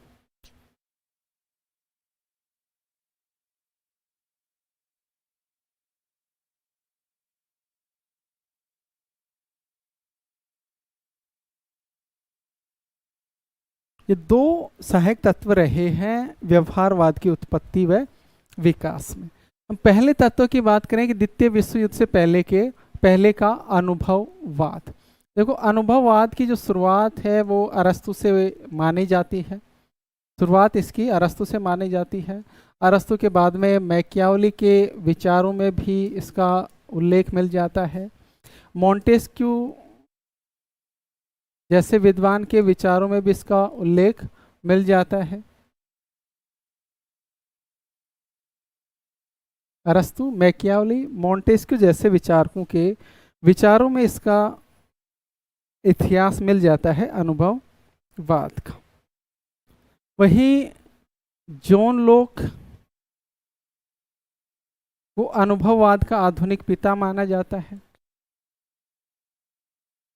अनुभववाद का आधुनिक पिता माना जाता है। जैसे अभी हम कुछ ही देर पहले बात कर रहे थे कि इस अनुभववाद की वजह से प्रत्यक्षवाद आ गया। प्रत्यक्षवाद ऑगस्ट काम्टे का है। प्रत्यक्षवाद से नव प्रत्यक्षवाद आया और नव प्रत्यक्षवाद से व्यवहारवाद आया। ये जो अनुभववाद है, इस अनुभववाद ने परंपरावाद और व्यवहारवाद को जोड़ने की कड़ी का कार्य किया। अनुभववाद ने परंपरावाद या परंपरागत राजनीति व व्यवहारवाद या आधुनिक राजनीति को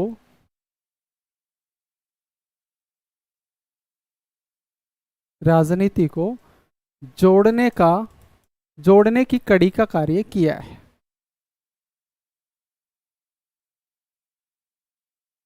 यानी यहां से सीधा क्वेश्चन बन सकता है कि परंपरावाद व आधुनिक राजनीति सिद्धांत या परंपरावाद व व्यवहारवाद को जोड़ने की कड़ी का कार्य किसने किया है? परंपरावाद या परंपरावाद व व्यवहारवाद के बीच की कड़ी अनुभववाद। यानी जो अनुभववाद है ये परंपरावाद की तो अंतिम कड़ी है, परंपरावाद की तो अंतिम कड़ी है, और वही व्यवहारवाद की प्रारंभिक कड़ी है। व्यवहारवाद की प्रारंभिक कड़ी है। यानी परंपरावाद का अनुभववाद से क्या हो जाता है? समापन हो जाता है, और अनुभववाद से व्यवहारवाद की शुरुआत हो जाती है। यानी एक तरफ परंपरावाद है और दूसरी तरफ व्यवहारवाद है, और इनके बीच जो कड़ी है, जोड़ने का जो कार्य है, वो कौन कर रहा है? अनुभववाद कर रहा है। साथ ही दूसरा जो सहायक रहा वो रहा द्वितीय विश्व युद्ध के दौरान। द्वितीय विश्व युद्ध के दौरान राजनीति शास्त्रियों के यथार्थवादी अनुभव, राजनीतिक शास्त्रियों के यथार्थवादी अनुभव।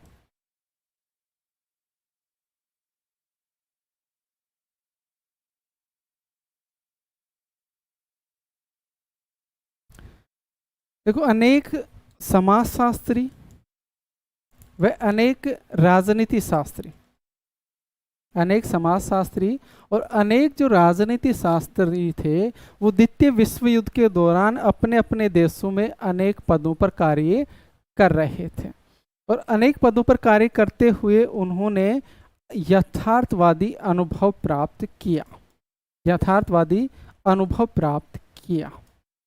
और ये जो समाजशास्त्री और राजनीति शास्त्री थे जो विभिन्न पदों पर रहते हुए द्वितीय विश्व युद्ध के दौरान यथार्थवादी अनुभव प्राप्त किया, इन्हीं राजनीति शास्त्रियों ने व्यवहारवाद के विकास में अपना योगदान दिया। ये दो सहायक तत्व रहे हैं व्यवहारवाद की उत्पत्ति व विकास में। पहला है द्वितीय विश्व युद्ध के पहले का अनुभववाद, और दूसरा है द्वितीय विश्व युद्ध के दौरान समाजशास्त्रियों का यथार्थवादी, समाजशास्त्री और राजनीति शास्त्रियों का यथार्थवादी अनुभव। व्यवहारवाद के विकास में दो पुस्तकों का विशेष योगदान है। एक है वालेस, ग्राहम वेलेस, और दूसरे विद्वान हैं आर्थर बेंटले। इन दोनों की दो पुस्तकें 1908 में प्रकाशित होती हैं। ग्राहम वेलेस की पुस्तक है ह्यूमन नेचर इन पॉलिटिक्स, काफ़ी बातें हम कर चुके हैं इसमें। ह्यूमन नेचर इन पॉलिटिक्स 1908 में कृत प्रकाशित हुई। आर्थर बेंटले की पुस्तक प्रकाशित हुई the process of government, the process of government. ये दोनों ही पुस्तकें 1908 में प्रकाशित होती है। वेलेस ने मनोविज्ञान की प्रेरणा से, वेलेस ने तो मनोविज्ञान की प्रेरणा से मानव के व्यवहार या व्यक्ति के व्यवहार पर बल दिया कि राजनीति शास्त्र में व्यक्ति का व्यवहार का अध्ययन किया जाए। वही आर्थर बेंटले ने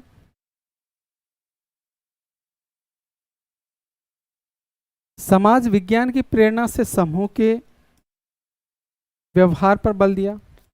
समाज विज्ञान की प्रेरणा से समूह के व्यवहार पर बल दिया। यानी दोनों किस पर बल दे रहे हैं?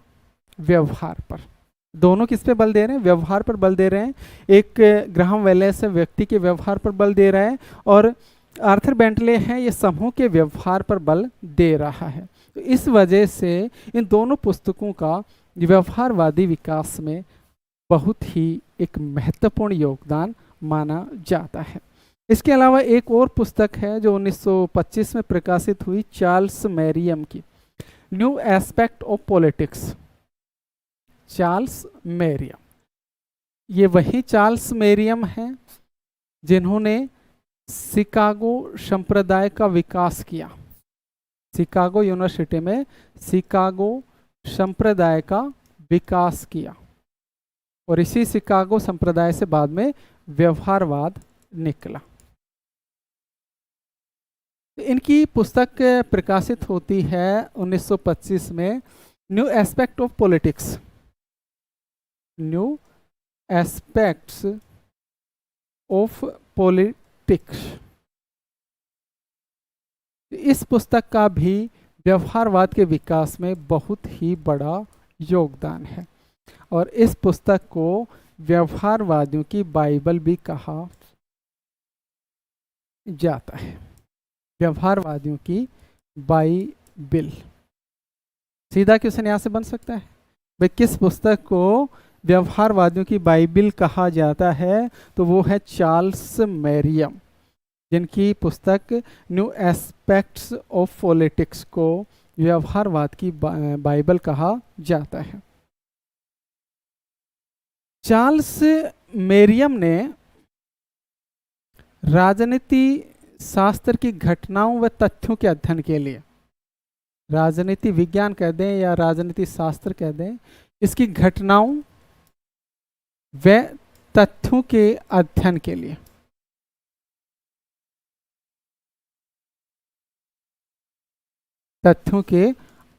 के लिए चार्ल्स मैरियम ने मनोवैज्ञानिक एवं समाजशास्त्रीय दृष्टिकोण व पद्धति के अध्ययन पर बल दिया। मनोवैज्ञानिक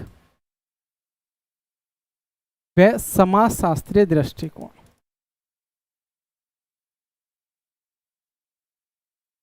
अर्थात इनका ये कहना था कि राजनीति शास्त्र की जो घटनाएं और तथ्य हैं उनका अध्ययन मनोविज्ञान की और समाज शास्त्रों की जो अध्ययन पद्धतियां हैं, जो अध्ययन तकनीकें हैं, जो अध्ययन दृष्टिकोण है, उनसे इनका अध्ययन किया जाना चाहिए। इन्होंने ये भी कहा कि जो अमेरिका की परंपराएं हैं, इन अमेरिका की परंपराओं को समाज विज्ञानों की सहायता से बिना क्रांति के बदला जा सकता है। तो चार्ल्स मैरियम का यह भी कहना है कि अमेरिकी परंपराओं को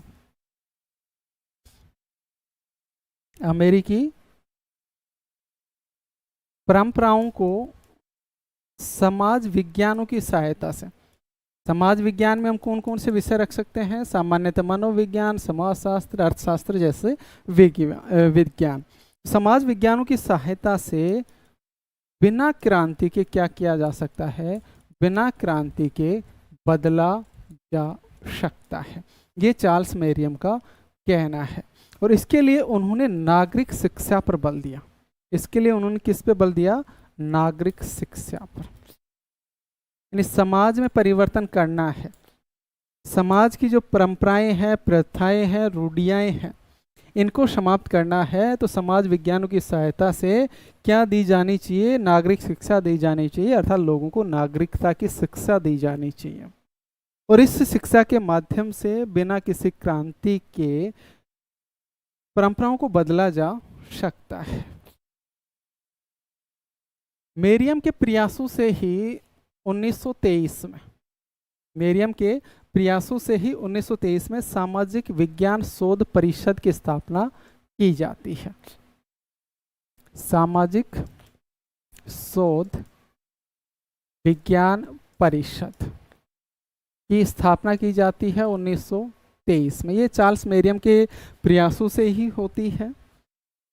ये मैनहट्टन द्वीप पर स्थापना इसकी की गई थी, मैनहट्टन द्वीप पर। और जिसने व्यवहारवाद के विकास में बड़ा ही योगदान दिया है इस सामाजिक शोध विज्ञान परिषद ने। यानी अब ये जो सामाजिक शोध विज्ञान परिषद है ये सामाजिक शोधों पर बल देने लग गई, इसके लिए स्कॉलरशिप फेलोशिप वगैरह प्रदान करती थी। तो इसने व्यवहारवाद के विकास में योगदान दिया। चार्ल्स मेरियम ने ही शिकागो विश्वविद्यालय में शिकागो संप्रदाय बनाया। शिकागो विश्वविद्यालय में इन्होंने शिकागो संप्रदाय बनाया, और या शिकागो स्कूल भी इसको कह सकते हैं, शिकागो स्कूल या शिकागो संप्रदाय। और ये ही शिकागो संप्रदाय या स्कूल था, ये आगे चलकर व्यवहारवाद के नाम से जाना गया।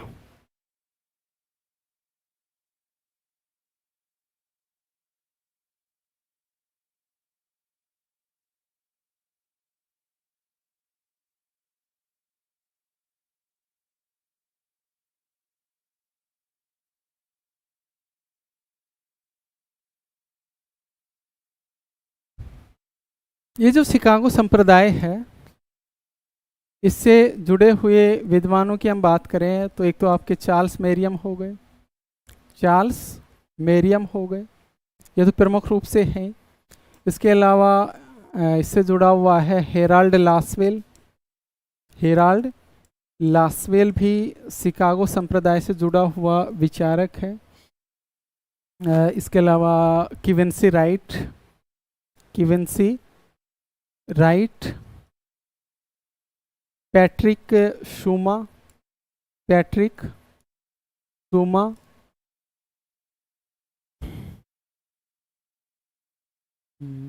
आपके आमंड ईस्टन, और ये क्या बोलेंगे हम, रॉबर्ट डेहल आदि, रॉबर्ट डेहल आदि शिकागो संप्रदाय से जुड़े हुए विचारक हैं, विद्वान हैं। व्यवहारवाद के विकास में कुछ और पुस्तकें हैं जिन्होंने अपना योगदान दिया है। 3 पुस्तकें तो अभी तक हम पढ़ चुके हैं। एक तो ग्राहम वेलेस की ह्यूमन नेचर इन पॉलिटिक्स, दूसरी आर्थर बेंटले की द प्रोसेस ऑफ गवर्नमेंट, तीसरी चार्ल्स मेरियम की न्यू एस्पेक्ट्स ऑफ पॉलिटिक्स। इसके अलावा कुछ और पुस्तकें हैं, कुछ और पुस्तकें भी हैं जिन पुस्तकों ने व्यवहारवाद के विकास में योगदान दिया, व्यवहारवाद के विकास में योगदान दिया। ऐसे कुछ और पुस्तकें भी हैं। जैसे हम बात करें, एक है हर्बर्ट साइमन की एडमिनिस्ट्रेशन बिहेवियर, हर्बर्ट साइमन, इनकी पुस्तक है एडमिनिस्ट्रेशन बिहेवियर।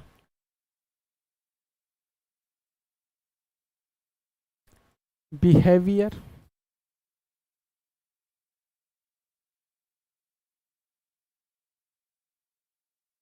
और ये 1947 में प्रकाशित हुई। एक पुस्तक है कैप्लान और लासवेल की है पावर एंड सोसाइटी। एक आपकी कैटलिन की हो गई the study of the principle of politics 1923, और एक पुस्तक हो गई डेविड ईस्टन की पॉलिटिकल सिस्टम जो 1953 में प्रकाशित रहती है। इसके अलावा कार्ल डायच जैसे विद्वान का भी योगदान है, हर्बर्ट साइमन जैसे विद्वानों का भी व्यवहारवाद में योगदान है, हिंज युलाउ, ये कुछ और विद्वान हैं जिनका व्यवहारवाद के विकास में योगदान है। ये जो चार्ल्स मेरियम है इनको व्यवहारवाद का बौद्धिक पिता कहा जाता है। चार्ल्स मेरियम इनको क्या कहा जाता है? इनको व्यवहारवाद का बौद्धिक पिता।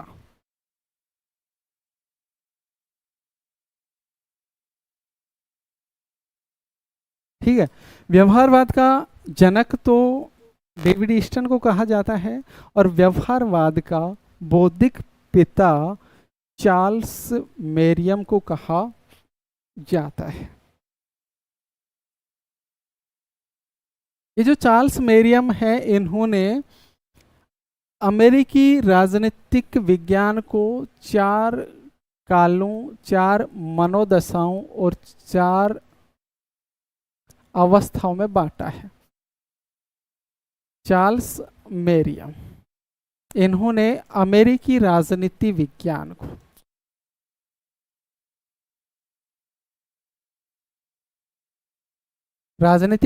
को 4 कालों या 4 मनोदशाओं या 4 अवस्थाओं में बांटा है। अवस्थाओं में बांटा है। पहली अवस्था इन्होंने बताई है 1850 तक।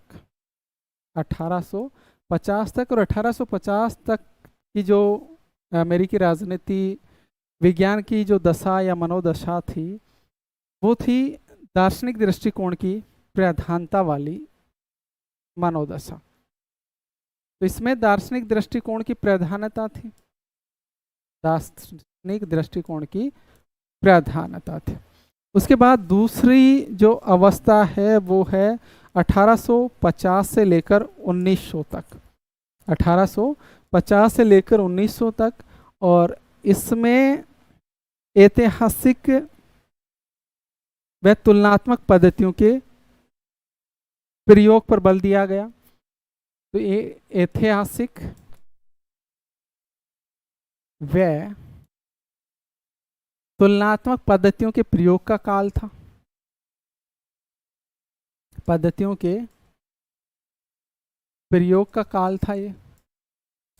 तीसरा 1900 से 1923, 1900 से 1923 तक, और ये प्रेक्षण, सर्वेक्षण और मापन का काल था।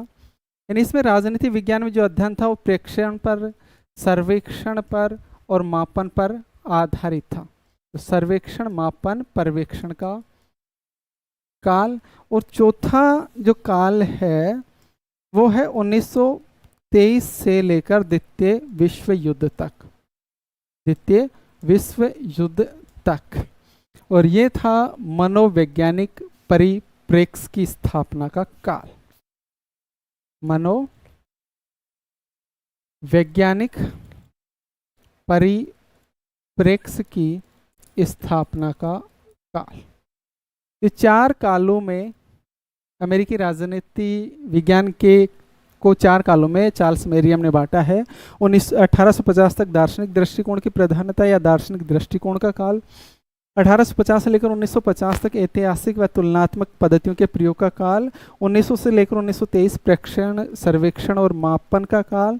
और 1923 से लेकर द्वितीय विश्व युद्ध तक मनोवैज्ञानिक परिप्रेक्ष्य की स्थापना का काल या प्रधानता का काल।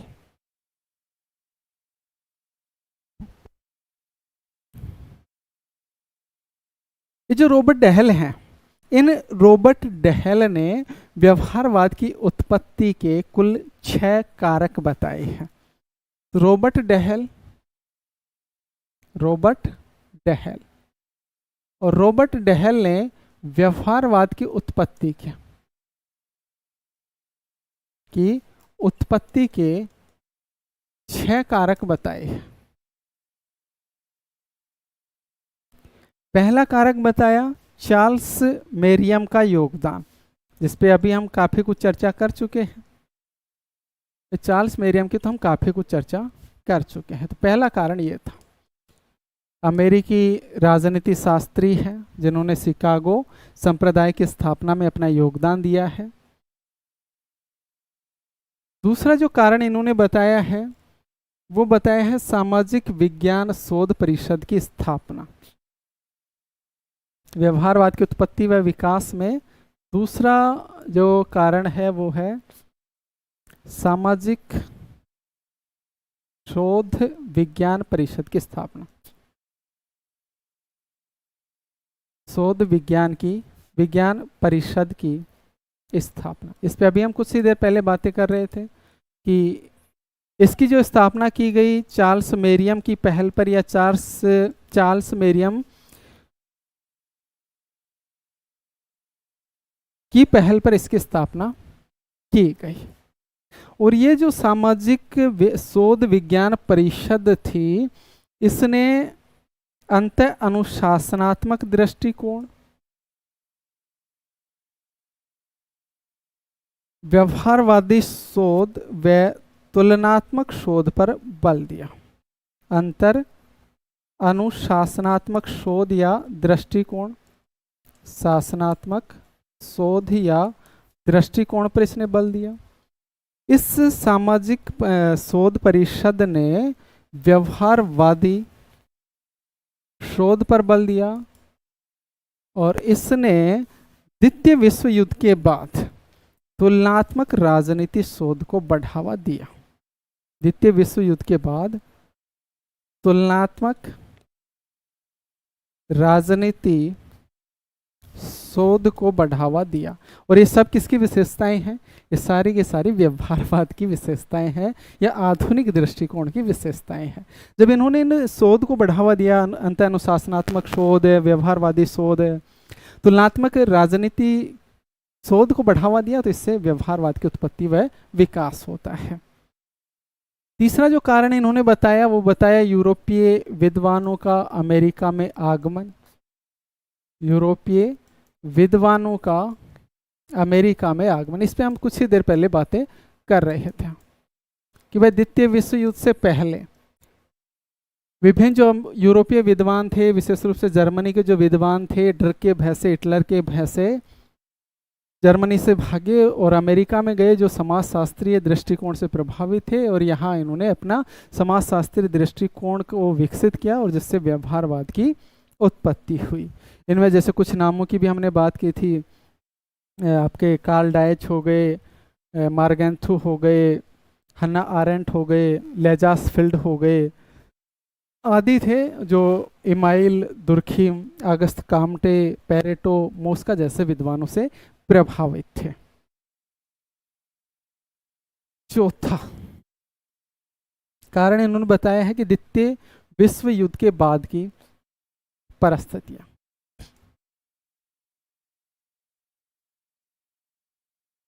द्वितीय विश्व युद्ध के बाद की परिस्थितियां,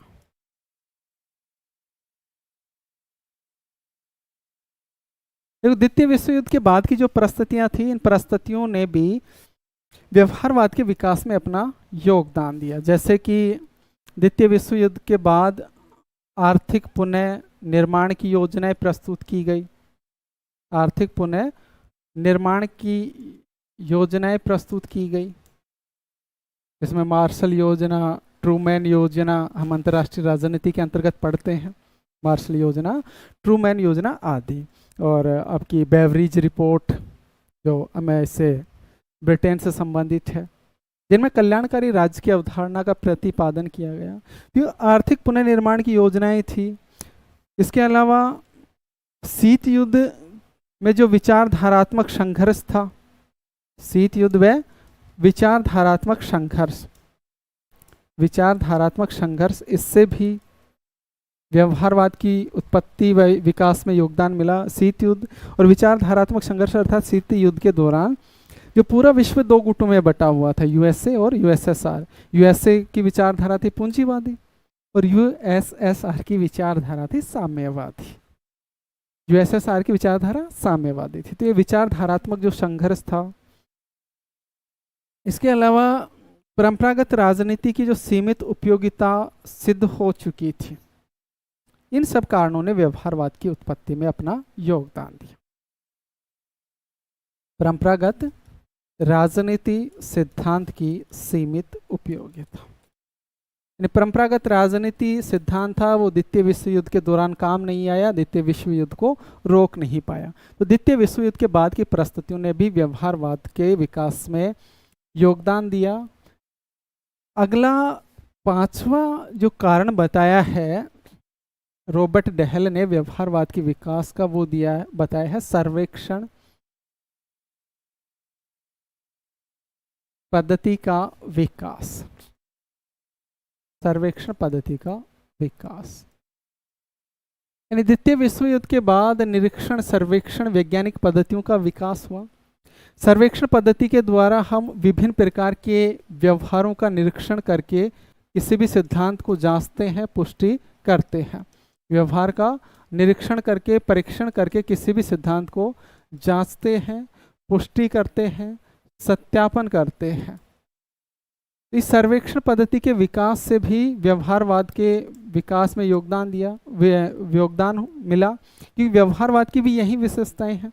व्यवहारवाद में भी निरीक्षणीय व्यवहार का अध्ययन किया जाता है, और इसी सर्वेक्षण पद्धति की वजह से जो मतदान व्यवहार है, ये व्यवहारवादियों के अध्ययन का एक विशेष क्षेत्र है। यानी व्यवहारवादी जो अध्ययन करते हैं ना, विशेष रूप से, वैसे तो सभी प्रकार के राजनीतिक व्यवहार का अध्ययन करते हैं व्यवहारवादी, लेकिन विशेष रूप से जो अध्ययन करते हैं वो किसका करते हैं?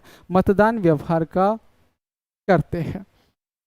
और छठा जो कारण इन्होंने बताया, वो बताया विभिन्न कॉरपोरेट घरानों द्वारा व्यवहारवादी शोध के लिए आर्थिक सहायता। विभिन्न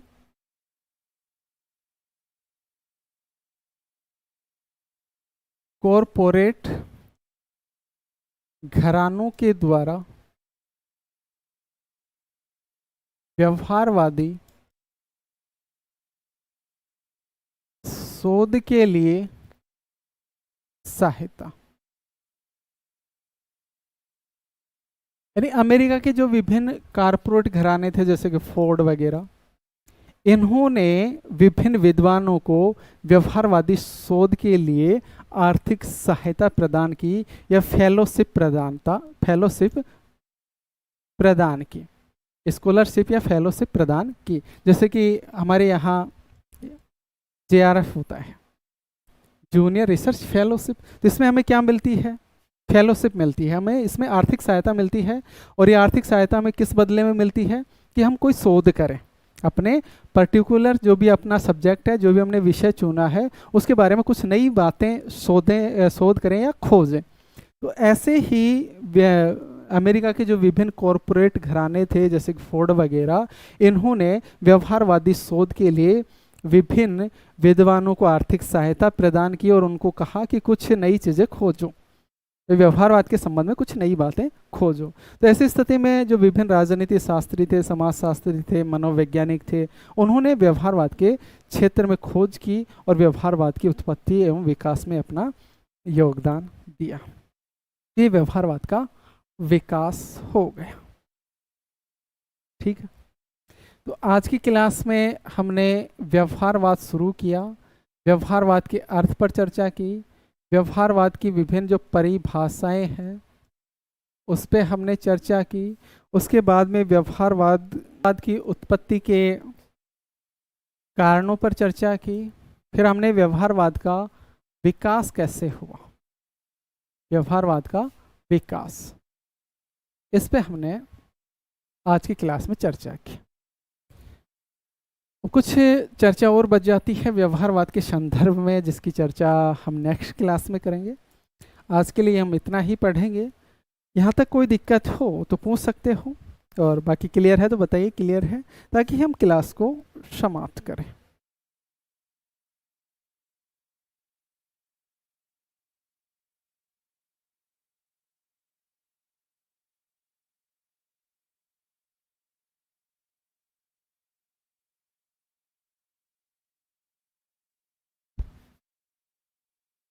सभी को अच्छे से समझ में आ रहा है? कहीं कोई दिक्कत तो नहीं है? दिक्कत है बेझिझक बता सकते हो। ठीक है, तो आज के लिए इतना ही। सभी को धन्यवाद, मिलते हैं नेक्स्ट क्लास में। All clear? ओके, धन्यवाद सभी को।